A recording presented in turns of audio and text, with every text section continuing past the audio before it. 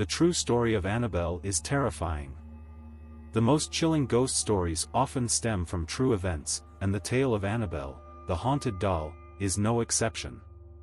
But what makes Annabelle's story truly terrifying is not just her malevolent presence, but the real-life terror that followed her, haunting anyone who came into contact with her.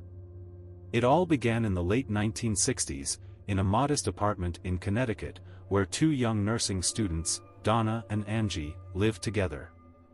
Donna had received the antique Raggedy Ann doll as a gift from her mother, a cherished item that seemed innocent enough at first. The doll, with its red yarn hair, wide eyes, and smiling face, appeared to be a typical childhood toy, something straight out of a simpler time. But what they didn't know was that this seemingly harmless doll was anything but ordinary. The first signs. The trouble began slowly at first. Donna and Angie started noticing strange occurrences around the doll. At night, they would leave it sitting on the couch, but in the morning, it would be found in different places, sitting on the bed, standing upright in the hallway, or even at the foot of the door. At first, they thought they were simply being forgetful or imagining things, but things escalated quickly. Soon, the girls began to discover odd things written in the apartment, notes that read, "Help me," in what appeared to be childlike handwriting. The messages would appear in places they hadn't written them, on pieces of paper that were hidden away in drawers or cupboards. They became increasingly terrified as they couldn't figure out where the messages were coming from, or why the doll seemed to be at the center of it all. The psychic medium. In desperation, Donna and Angie reached out to a psychic medium. The medium's reading confirmed their worst fears. The doll was not just a toy, it was inhabited by a spirit, a young girl named Annabelle.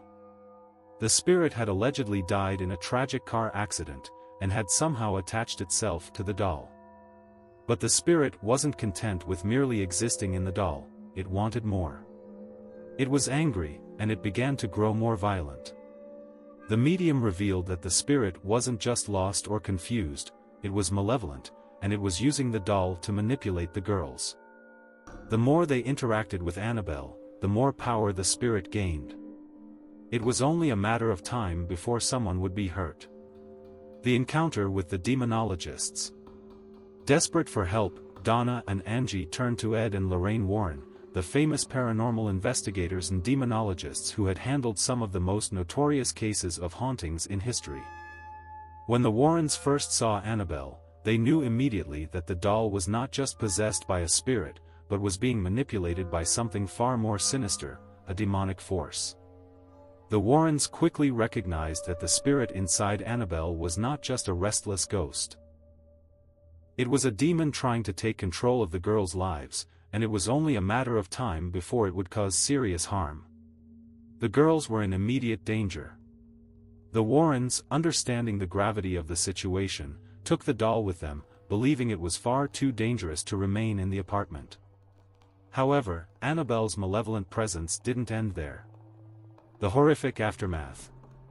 The Warrens took Annabelle back to their home, where they kept the doll in a glass case, sealed away and blessed regularly. But even in captivity, the doll's influence continued to spread terror.